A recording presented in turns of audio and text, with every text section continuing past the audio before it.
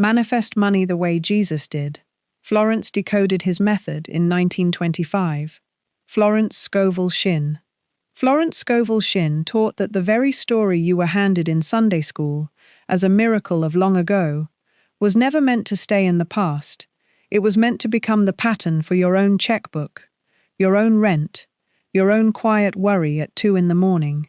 There is a moment in the book of Matthew, chapter 17, verse 27, where the tax collectors come asking for tribute money, and Jesus turns to Peter and says, "Notwithstanding, lest we should offend them, go thou to the sea, and cast an hook, and take up the fish that first cometh up, and when thou hast opened his mouth, thou shalt find a piece of money, that take, and give unto them for me and thee."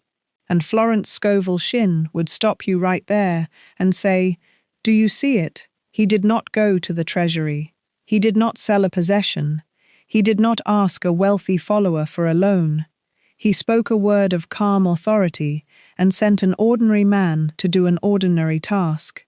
And the money was already waiting, inside the most unlikely place a coin could ever be found, in the mouth of a fish in the sea." And she taught that this is the whole secret of supply. It is not hidden in your effort, it is hidden in your word, spoken with the same quiet certainty a carpenter's son used when he told a fisherman where to look. So before we go one step further, let us plant a seed together. Say it with me. My word is spoken in faith. Supply flows to me now, through channels I cannot yet see. My word is my wand. And again, my word is spoken in faith. Supply flows to me now, through channels I cannot yet see.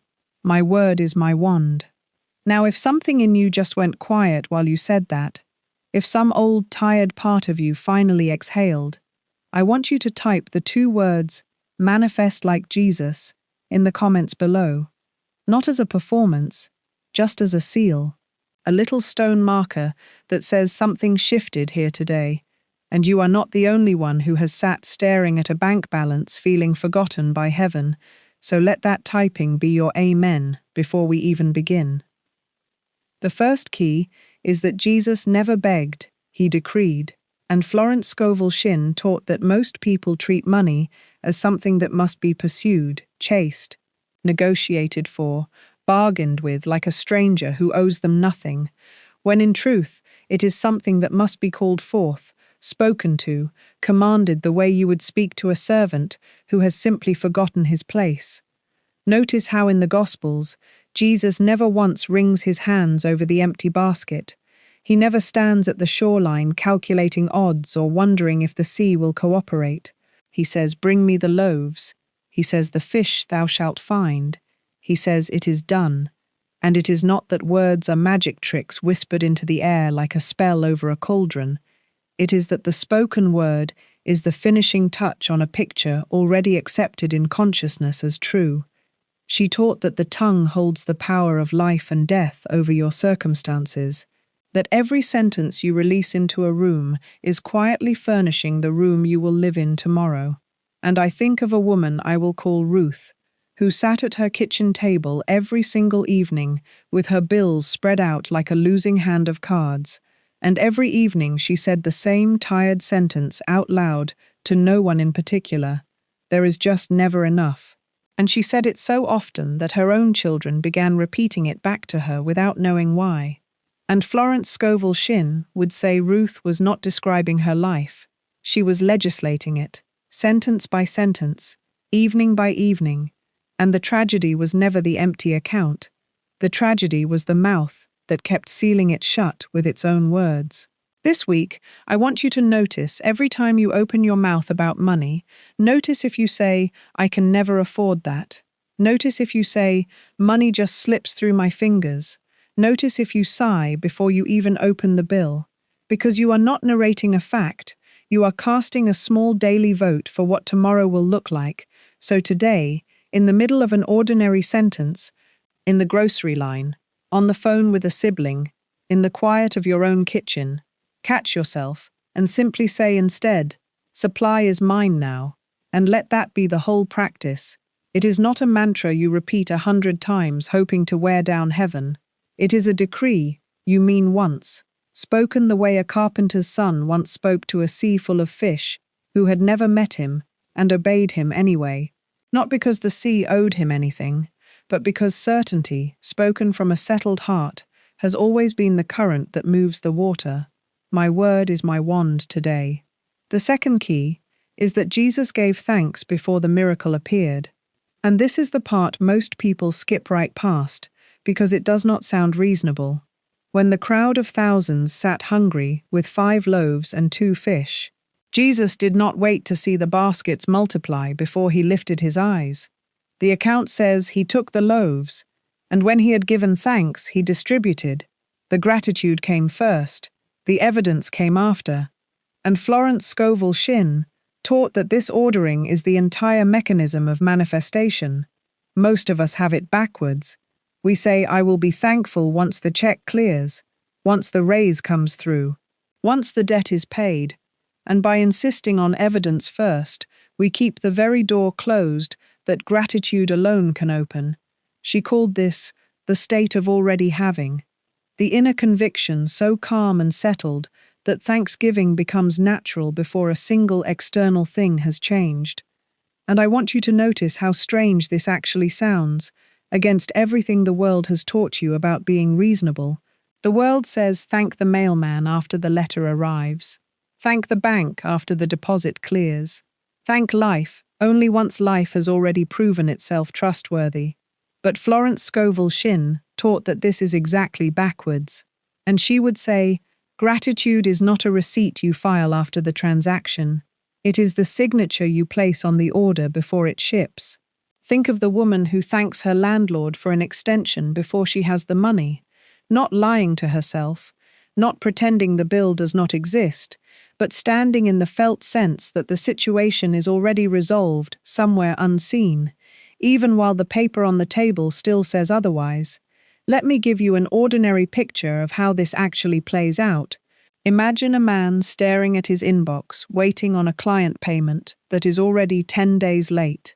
The old way is to refresh the screen every hour, to feel his stomach tighten every time a new email loads, and it is not the one he wants. To mutter under his breath that people never pay on time, that he can never count on anyone. And notice, every one of those muttered lines is a tiny prayer, just a prayer aimed at the wrong outcome. But Florence Scovel Shinn taught that there is another way to sit at that very same desk, staring at that very same inbox, and it is simply this: to quietly say, I thank you that this payment is already on its way to me. I thank you that supply is even now moving through unseen channels toward this very account. And to mean it, not as wishful thinking, but as a settled fact already true in a realm the eyes have not yet caught up to. This is not positive thinking laid over top of fear like a coat of paint. This is a complete reordering of where thanks belongs in the sequence. Thanks first, then the check. Thanks first, then the door opening. Thanks first, then the phone ringing with the very news you were hoping for.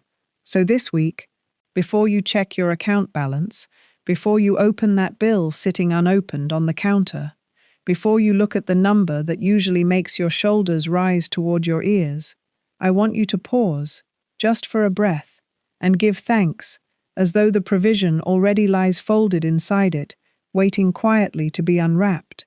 It is not gratitude as a reaction to good news. It is gratitude as the cause of good news. It is not thanksgiving after the harvest. It is thanksgiving as the very planting of the seed. And once you feel that difference settle into your own chest, once you notice how different it feels to bless a bill before opening it rather than to dread it, you will never pray the old anxious way again, because you will have discovered what Florence Scovel Shinn knew all along, that the thankful heart is already standing in the receiving line long before the gift is ever placed into its open hands. I give thanks now for what is already mine. The third key is that Jesus met every storm the same way, not with panic, but with a stillness that seemed almost rude to the disciples, who wanted him to be as afraid as they were. When the boat was filling with water, he stood and said, "Peace, be still." And Florence Scovel Shinn taught that this same word must be spoken over your finances the instant fear tries to fill the boat. She called this the law of non-resistance, and she meant that the anxious grasping at money, the frantic checking of prices, the panicked calculations at midnight, these do not protect your supply.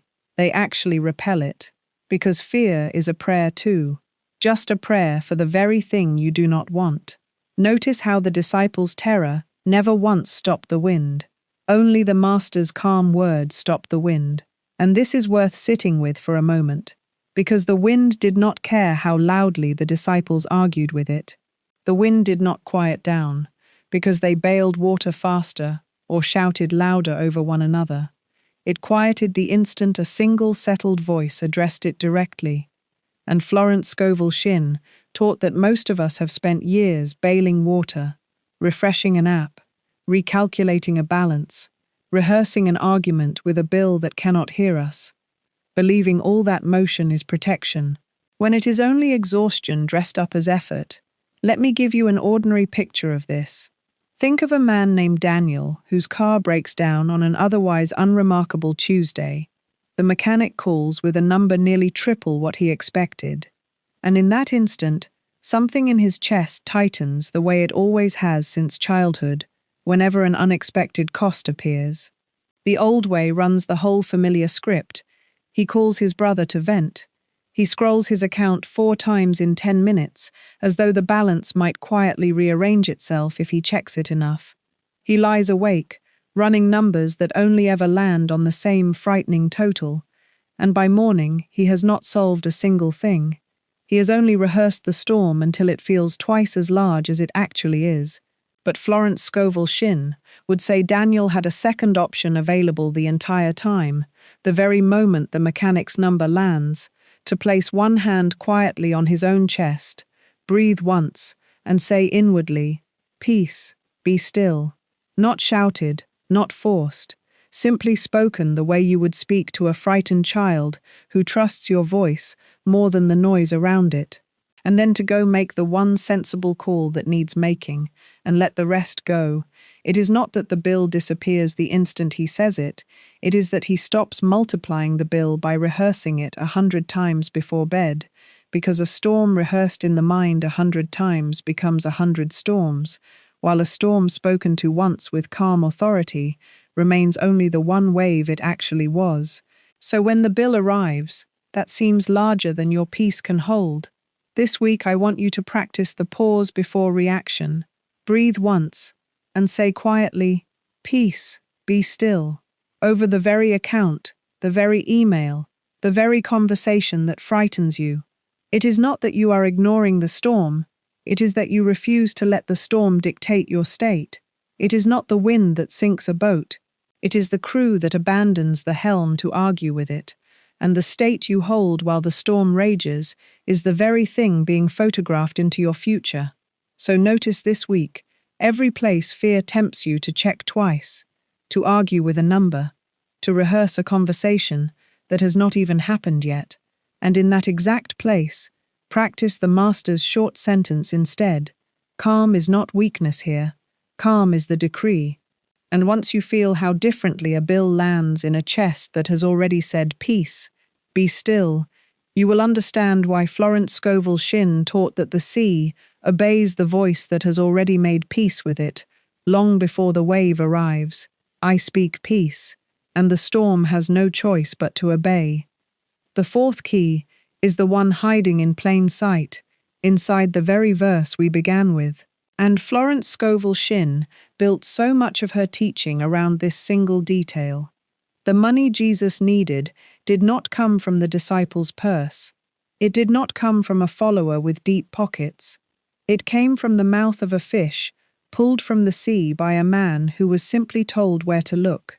And she taught that this is how supply almost always arrives. Not through the channel your logical mind has already decided is the only possible source, but through some entirely unexpected door that your anxious planning would never have considered. First, consider how much of our suffering around money comes from tunnel vision. We decide the raise must come from our current employer, or the rescue must come from a particular relative, or the answer must come through a particular sale closing. And when that one narrow channel stalls, we panic, believing supply itself has failed us, when in truth we have simply mistaken one pipe for the entire ocean. Florence Scovel Shinn taught that supply is unlimited and formless.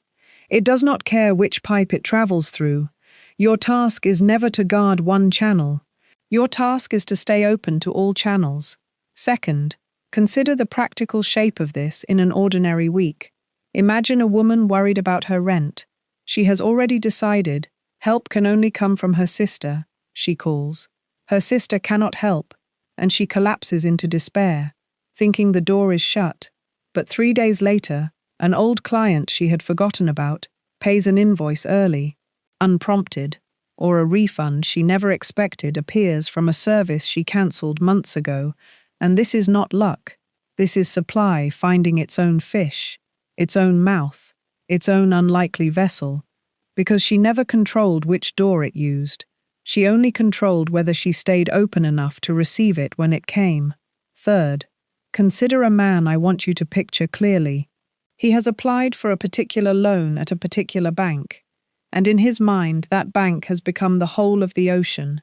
Every morning he checks his phone, hoping for their call. Every evening he goes to bed, rehearsing what he will say if they say yes, and what he will do if they say no.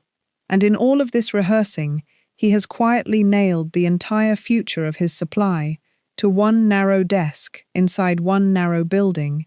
And when the bank finally does call, and the answer is no, something in him breaks. Not because the money vanished, but because he had confused the single channel with the source itself. And Florence Scovel Shinn taught that this confusion is the great tragedy of most money worry. We do not actually lack supply nearly as often as we lack willingness to let it come by an unfamiliar road.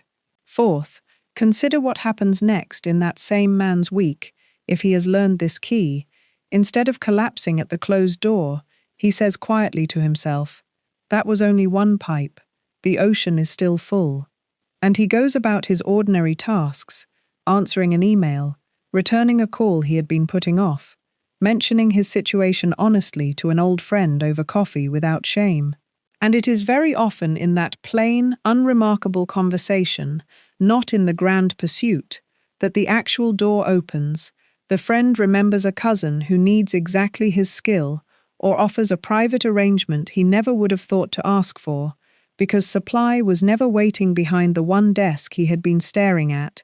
It was waiting inside an ordinary sentence he almost did not speak. Fifth, consider a story closer to the kitchen table than the bank lobby.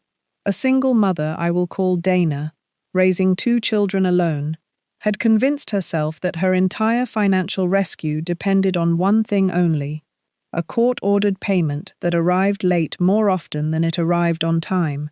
And every month, she built her whole sense of safety around that one envelope. And every month that envelope disappointed her in some new way.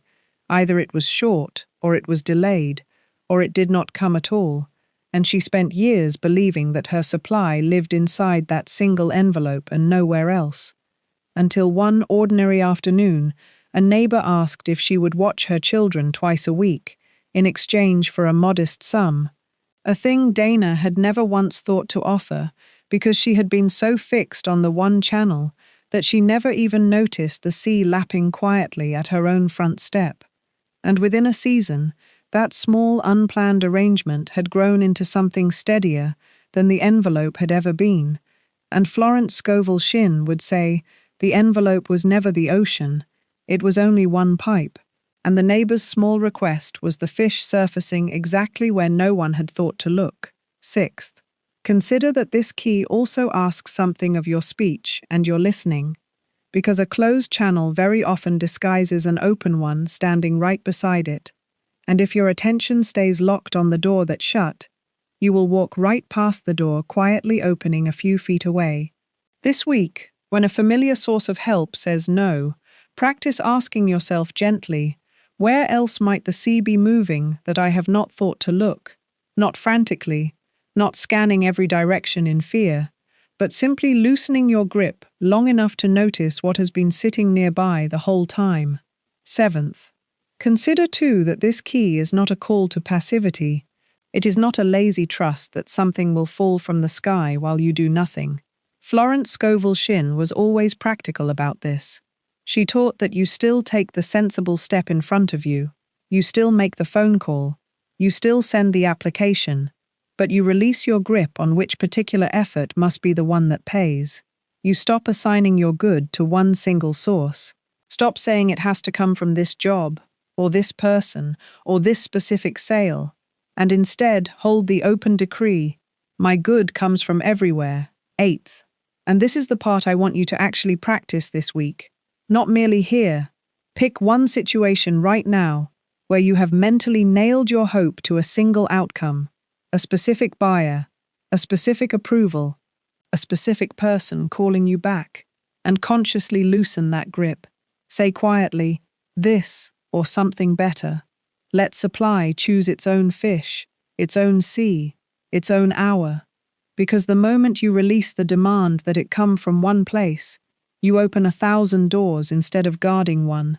And Florence Scovel Shinn called this releasing your good into the universal, trusting that the same intelligence that led a fisherman's hook to the one fish holding a coin can lead your own circumstances to the one door already prepared. It is not your job to build the bridge. It is only your job to walk toward the water with your hook ready. Unclaimed goods are waiting in unlikely mouths, and your only work is to stop deciding in advance which mouth it must be. So this week, practice the phrase, my good comes from everywhere. Whisper it over every closed door, every cancelled plan, every disappointing call. Whisper it over the bank that said no, and the client who went quiet, and the opportunity that fell through at the last hour. Because each closed door only means that particular pipe was not the one carrying your fish, and somewhere else, in a place your worry never thought to look, the sea is already holding exactly what you need in its mouth, waiting only for you to stop guarding one narrow shore long enough to notice the whole coastline was always yours. My good comes from everywhere and cannot be damned. The fifth key is short in its instruction, but enormous in its consequence. Ask believing you receive.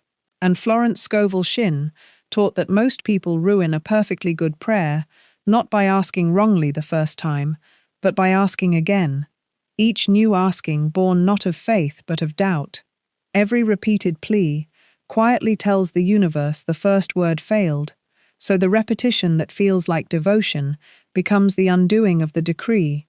We grow up believing more asking proves more sincerity, but she taught that heaven measures not volume, but the settled state behind the single word. One calm decree believed completely outweighs 1,000 anxious repetitions. Think of a woman who speaks her word in the morning over a debt. This is paid in full according to divine order, and believes it fully for one bright moment. By mid-morning a bill arrives and she whispers the same words again, now with a tremor. By afternoon, a friend mentions rising interest rates, and she says it a third time, faster, almost pleading. By evening, scrolling her account before bed, she says it a fourth time, barely a prayer at all now, closer to begging. And Florence Scovel Shinn would say she has prayed 4 different prayers over one situation, and the version her feeling most deeply agreed to receive was not the calm one from the morning. It was the anxious one from the night, because the last state held with the most feeling always does the actual work. This is why a decree spoken once and left alone outweighs the same decree repeated nervously all day. Jesus never went back to check on the fig tree, never returned to the storm to confirm it had obeyed. He spoke once, turned away, and let the word finish what his own certainty had already settled.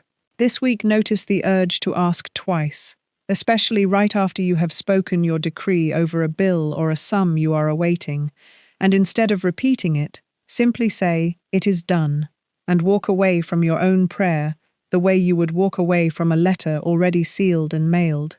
A letter reopened and reread a dozen times before the post office touches, it was never truly sent. If you slip into a fourth or fifth repetition from habit, do not scold yourself. Only stop, breathe once, and return to the first calm word, letting that be the one you stand behind. One word spoken in faith outweighs 1,000 spoken in fear. I speak once, and I turn away already certain. The sixth key is that the old poor self must be allowed to die, so the true self can rise. And I want to be very careful and very clear here, because when Florence Scovel Shinn spoke of death in this teaching, she never meant the body, she meant the false identity, the tired mental self that has worn the costume of lack for so long it forgot it was ever wearing a costume at all. Remember Lazarus, 4 days in the tomb, already spoken of as beyond hope by the very people who loved him most. And the Master does not weep forever over the stone. He simply says, "Come forth," and the dead man walks out, still wrapped in grave clothes, that must then be loosed and let go. Notice that Jesus does not unwrap him personally. He tells the bystanders, "Loose him and let him go." And Florence Scovel Shinn taught that this is exactly the picture of your own turnaround. The calling forth is instant, but the unwrapping is a practice. The old self does not need to be fought or punished. It only needs to be told to come forth into the light. And then the grave clothes, the habits of complaint, the old sentences about never having enough. These must be consciously unwound, like bandages from a body that no longer needs them, one strip at a time, with patience, not with violence.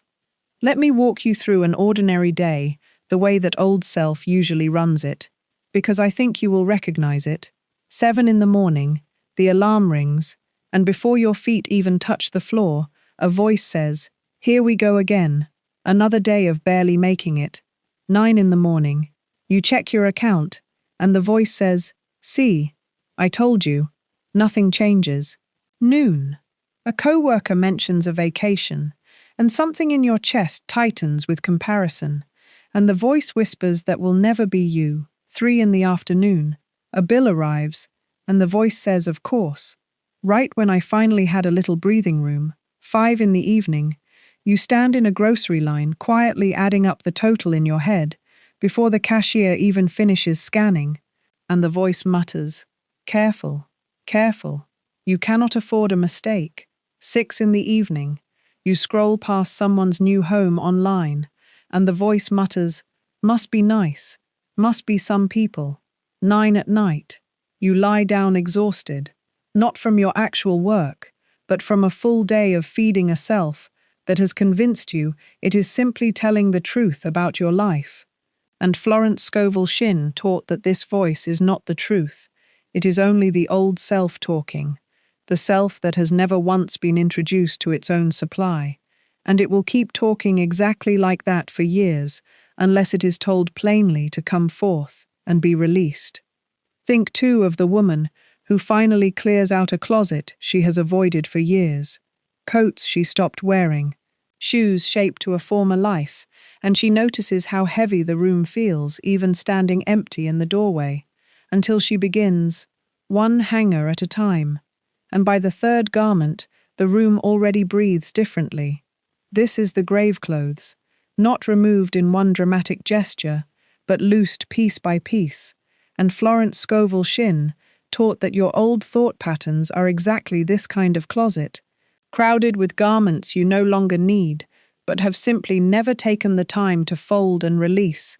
The sentence, "I can never get ahead," is a garment. The sentence, "Money is hard for people like me," is a garment. The sentence, "I will believe it when I see it," is a garment. And none of these need to be burned in anger. They only need to be lifted off gently and set down. This week, I want you to catch that voice mid-sentence. Just once a day is enough to start. And instead of arguing with it, simply say inwardly, "That was the old self speaking," and let it go. Do not shame yourself for hearing it. Everyone hears it. Even the most prosperous among us still hear an echo of it now and then. The practice is not in silencing it forever in one attempt. The practice is in recognizing it the moment it speaks and refusing to let it have the last word. It is not that the old self is your enemy. It is that the old self is simply outdated, a coat sized for a body you no longer live in. And it is not that you must tear it away in shame, it is that you may fold it and set it down, the way one sets down anything finished. Because the true self underneath, the one made in the image of unlimited supply, has been standing quietly in the tomb this whole time, waiting only to be called forth, unafraid of the dark it was placed in, unbothered by how long it waited. And once you begin loosening those old grave clothes, one sentence at a time, one closet shelf at a time, one grocery line at a time, you will notice the whole tone of your ordinary day beginning to change. The checking of the account softens. The comparison in the chest loosens its grip. The voice at 9 at night grows quieter, until some evenings it does not speak at all. The old self dies not through violence, but through simple recognition, gently, again and again, until recognition becomes habit. And I release the old self now, and let the true self rise. The seventh key is the deepest one, so let us walk through it slowly and in pieces. Because Florence Scovel Shinn built her entire teaching of increase around one hidden law, and it shows up again and again in the way Jesus handled provision. First, consider the loaves themselves, 5 loaves and 2 fishes, a laughably small sum for a crowd of thousands, and notice the exact order of what happens to them. He took them, he blessed them, he broke them, and he gave them, and only then did the multiplication occur, not before the blessing, not before the breaking. She taught that this order is not incidental, it is the entire law of increase, compressed into one gesture. Whatever you hold in your hand right now, however small, however insufficient it appears against the crowd of your bills and your obligations, must first be blessed rather than despised. Most people do the opposite with their small sums. They look at the little they have and say, "This is nothing. This will never be enough." And in doing so, they curse the very seed that was meant to multiply. But Jesus lifts the little loaf and gives thanks over it as though it were already the full harvest. And this is the first piece of the key. Bless what is small before you ask for it to become large. Second, consider the breaking, because increase never comes to something left whole and hoarded. The loaf had to be broken apart, distributed outward, given away in pieces to hungry hands, before it multiplied. And Florence Scovel Shinn taught that this is the deep secret behind the old tradition of tithing. It is not a tax paid to appease heaven. It is a living demonstration that you trust supply enough to release a portion of it outward. When you tithe, when you give a portion of what you have, with a cheerful and unafraid heart, you are enacting the very breaking of the loaf. You are saying, "I trust that what remains, together with what returns, will be more than the whole I started with." And this is why so many who hoard everything out of fear find their little loaf staying stubbornly little, while those who bless and break and give find their basket somehow never empty, no matter how many hands it feeds. Let me give you a small, ordinary picture of this, so it does not stay only an ancient story. Think of a woman who sells handmade candles from a little table at a weekend market. Some weeks she barely covers her supplies, and there is a temptation on those thin weeks to hold everything back, to refuse to spend a single extra coin on anything but the bare necessity, to eye every dollar with suspicion, as though it might be the last one she ever sees. But one week, on one of her leanest days, an older woman comes by, admiring a candle she cannot quite afford, and something in our candle maker softens, and she simply gives it to her. No fanfare, no announcement, just a small, warm handing over of something she made with her own hands, and she goes home that night with less in her cash box than she started with. And by every calculation of scarcity that should have been a foolish thing to do. And yet within the same week, 2 new orders come in from strangers who heard about her table from that very woman. And Florence Scovel Shinn would say this was never a coincidence to be marveled at. It was the loaf being broken and given, and the multiplication following exactly where it always follows, on the far side of the breaking, never on the near side of the hoarding. Third, consider the giving itself, because the disciples did not multiply the bread by staring at it. They multiplied it by moving it, by walking it out into the crowd, basket by basket, hand by hand. And this is the piece most people miss entirely. They wait for the increase to arrive in full before they take any action at all. They wait to feel rich before they will be generous. They wait to feel secure before they will be kind. But the miracle unfolded precisely as the bread was already being carried outward, in motion, in circulation. And Florence Scovel Shinn taught that supply behaves exactly like this. Money withheld out of fear stagnates the way water stagnates in a closed basin. But money and effort and kindness, set into motion, even in the smallest measures, seem to draw more of themselves after them, the way a moving stream draws more water than a still pond ever could. So practically, this week, I want you to find one small place where you have been hoarding out of fear, perhaps a small sum you have been afraid to spend even on something reasonable and necessary, perhaps a word of encouragement or a piece of praise you have been withholding from someone because some old suspicious part of you feared it would cost you something to give it freely. And I want you to bless it, break it open, and release it outward in some small measured way, not recklessly, not carelessly, but deliberately, as an act of faith that what remains in your hand will not be diminished but multiplied.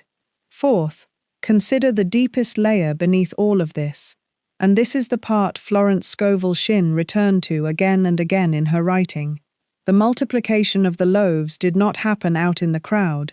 It happened first in the unseen, in the moment of blessing, before a single extra loaf was visible to any human eye. This tells us that the true workshop of increase is never the marketplace, never the bank, never even the basket itself. The true workshop is the inner state, held in the moment before the outer evidence appears. This is why she taught so insistently that you must give thanks before you see the result, must call the small sum enough before the world agrees, must speak your word as though it were already finished, because the visible increase in the basket was only the delayed echo of an invisible increase that had already been completed the moment the blessing was spoken. Fifth, and this is worth sitting with a moment longer, notice that the disciples themselves nearly talked Jesus out of the whole thing before it began. They came to him practically pleading, "Send the multitude away, that they may go into the villages and buy themselves victuals." And Florence Scovel Shinn taught that this is exactly the voice that rises in your own mind, the instant a need appears larger than your visible resources, the voice that says, "Send it away, hand the problem to someone else, wait for a better moment. This is not the time." And Jesus does not argue with the disciples' fear. He simply overrides it with a quieter instruction, "Bring them hither to me." And this is the posture the seventh key asks of you, not to argue down every fearful thought that tells you your resources are too small for the need in front of you, but to gently set the fearful thought aside and bring the small thing you do have, however unimpressive, into the center of your attention and bless it there. Sixth, consider how this actually unfolds across one ordinary week if you decide to live it, because it is one thing to hear this taught, and quite another to watch it move through your own hours. Imagine a father sitting down on a Sunday evening with what is left after the month's expenses, a sum so small it hardly seems worth naming, and the old habit would have him sigh over it, push it aside, tell his wife there is simply nothing to work with this month. But suppose instead he takes that small remainder in both hands the way the loaf was taken, and he says quietly, "This is enough to begin with, and I bless it." And on Monday he sets aside the smallest portion of it towards something he has, a birthday gift for his daughter's teacher, a few dollars slipped into the offering plate, some small kindness that costs him something real. And on Tuesday, he does not check his account with dread the way he used to. He simply goes about his work, and on Wednesday, an old debt someone owed him for years, one he had long since written off in his mind, is suddenly repaid without warning, a small, unexpected envelope in the mail, and by Friday, a neighbor offers him weekend work he never advertised for and never asked after. And none of this looks like a miracle from the outside. It looks like an ordinary week. A few small coincidences a skeptic could easily wave away. But Florence Scovel Shinn taught that this is precisely how the law of the loaves usually moves in an actual human life, quietly, through ordinary channels, never announcing itself with trumpets. And the only difference between that week and every other week before, it was the blessing spoken over the small remainder on Sunday night, instead of the sigh that used to be spoken over it. Seventh, consider too that this law does not require a crowd of 5,000 to prove itself. It works exactly the same whether you are feeding a multitude or simply feeding your own household through a lean month.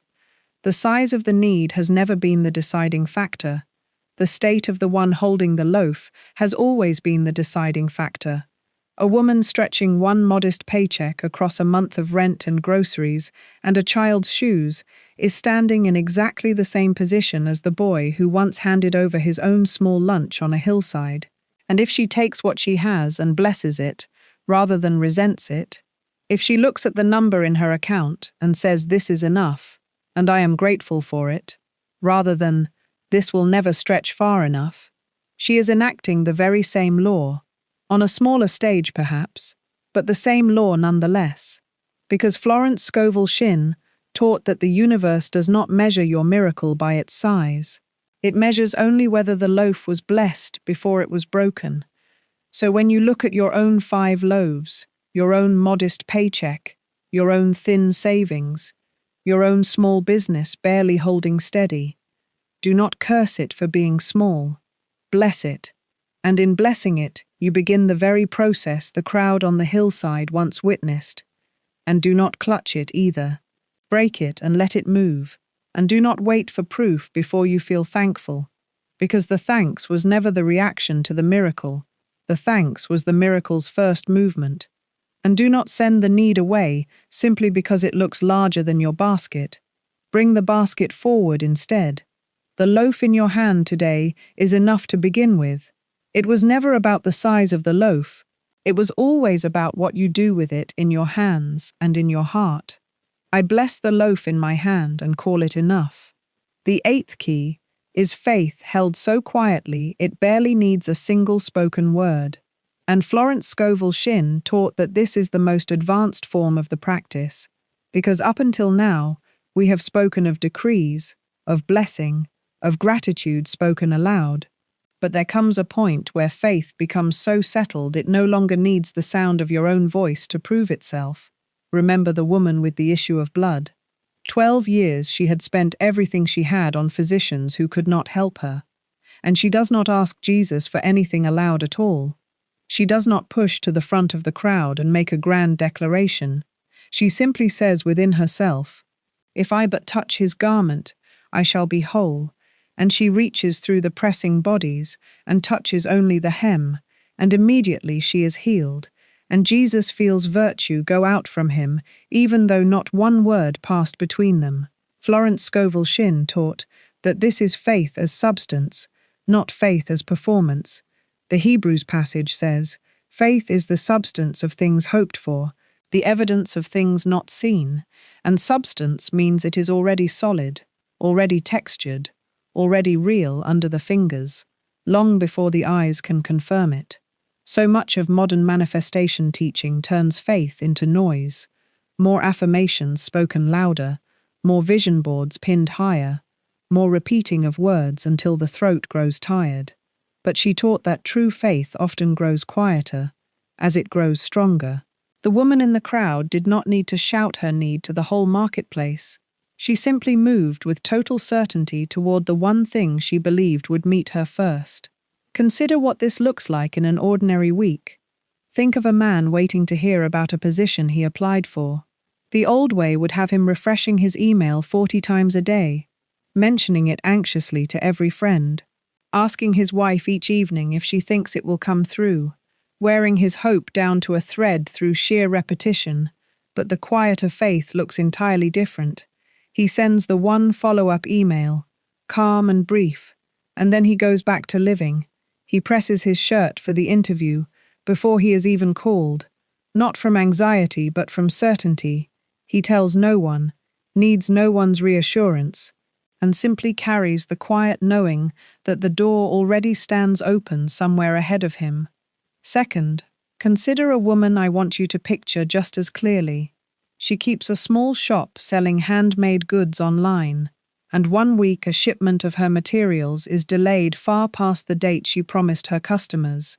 The old self in her wants to post an anxious update every hour, wants to apologize 7 different ways, wants to ask her one loyal customer to please be patient with her, please understand, please not be angry, and every one of those pleadings would only broadcast her own fear further into the world. But instead, she writes one calm and simple note, thanks them once for their patience, and then closes her laptop and goes to water the plants on her windowsill. She does not check the tracking number 11 times before lunch. She does not rehearse worst outcomes while she washes the dishes. She simply holds the quiet, knowing that what she needs is already moving toward her, the way the coin was already moving toward the hook, long before the fisherman ever cast his line. And by the end of that same week, the shipment arrives. Her customers barely notice the delay at all, because her own calm had already set the tone for how the whole situation was received. Third, consider that this quiet faith is not indifference wearing a disguise.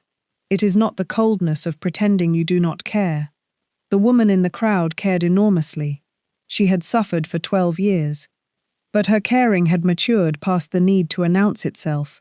She let her certainty move her feet instead of her fear moving her mouth. This week, I want you to practice this exact distinction.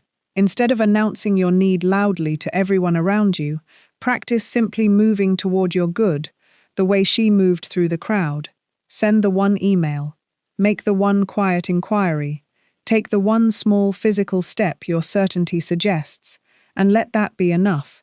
Without narrating it, without needing anyone else's belief to validate yours, because faith of this depth is like a seed buried where no one can see it, working entirely out of sight until the moment it breaks the surface as an unmistakable answer. It is not that quiet faith does less, it is that quiet faith works underground, where noise can never reach it.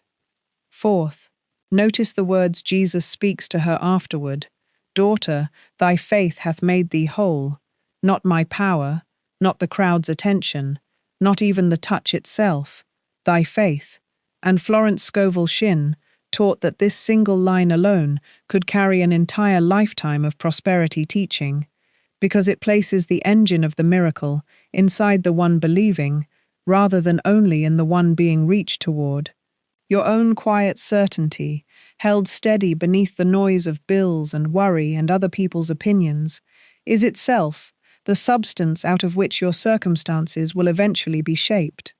Pause for a moment and pick one real situation in your life right now where you have been asking loudly instead of moving quietly. And this week, let your faith do its work the way hers did, unseen.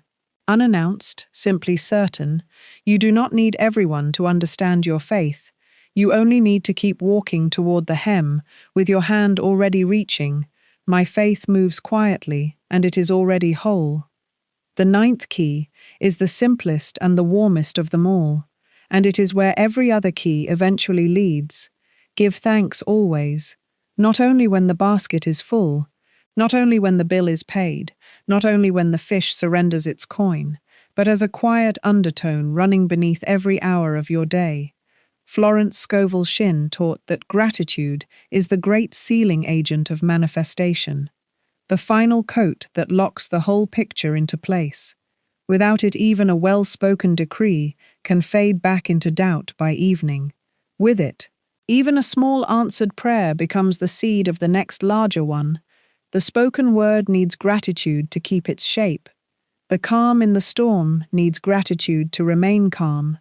The open channels need gratitude to stay open.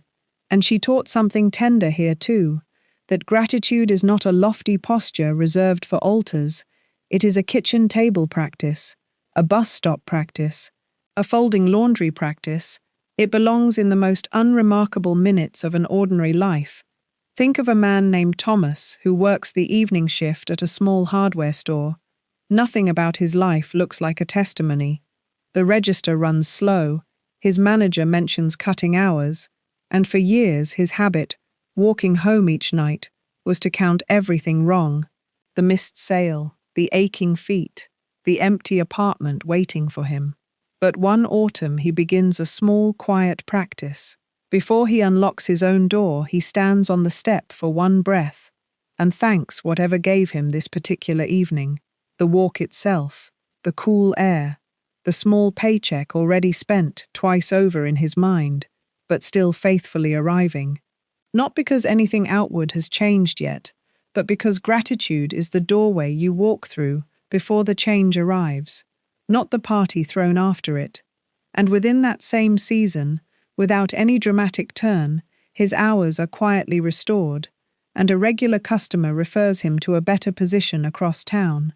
And looking back, he cannot point to one moment of struggle that produced it, only a string of ordinary evenings where he chose to be thankful before he had any right to be by the world's accounting. So tonight, and every night after, before you sleep, name 3 small things already present in your life, and thank whatever gave them to you. Not the 3 things you wish you had, the 3 things already sitting quietly in your hands, the roof over you, the breath moving in and out, the small coin already resting in your palm, because the grateful heart is always standing in the receiving line, whether or not it can yet see what is coming toward it. It is not that thanks is the reward for a finished miracle. It is that thanks is the hand reaching into the unseen and bringing the miracle forward. I give thanks now, quietly, completely, and I remain in the receiving line always. Here is the whole picture. It is not that money must be earned through struggle. It is that money is called forth through the spoken word. It is not that miracles happen and thanksgiving follows. It is that thanksgiving comes first, and the miracle follows behind it, like an obedient servant. It is not that storms must be feared into submission. It is that storms are spoken to and stilled. It is not that supply travels through one guarded channel. It is that supply travels through every channel your fear was not blocking. It is not that faith must be loud to be real. It is that faith is often quietest, exactly where it is strongest. It is not that the old self must be shamed into silence. It is that the old self is simply called forth, and its grave clothes gently loosed. It is not that the small loaf in your hand is too little to matter. It is that the small loaf blessed and broken and given is the very beginning of the multiplying. And underneath every one of these 9 keys was really only one key, wearing 9 different faces, that the inner state held quietly and faithfully before the outer world agrees, is always, always, the true source of the outer world's eventual reply. Now, if these 9 keys have stirred something steady in you, something that wants daily support rather than a single video's worth of encouragement, the Overflow Covenant was built exactly for this season of your life. It is a small gathering of daily decrees, guided reflections, and a quiet community, all holding these same states together, walking through Scripture the way we did today. One story, one law, one small practical shift at a time. It costs less than a single dinner out each month. And if it does not feel like a true fit for you within the first 14 days, you are simply refunded in full. No questions, no friction. Because Florence Scovel Shinn taught that anything asked of you in true supply should always feel like an open hand, never a closed fist. You will find the link in the description below whenever you feel ready. There is no urgency in it, only an open door. So let us close the way we began. Say it with me, one final time, in your own heart. My word is spoken in faith. Supply flows to me now through channels I cannot yet see. My word is my wand. And may you walk through this week the way that fishermen walked toward the sea, unhurried, unafraid, already certain of what quiet obedience to the word would bring up from the deep. Because you were never asking heaven for a miracle it was reluctant to give. You were only learning, one key at a time, to manifest money the way Jesus did.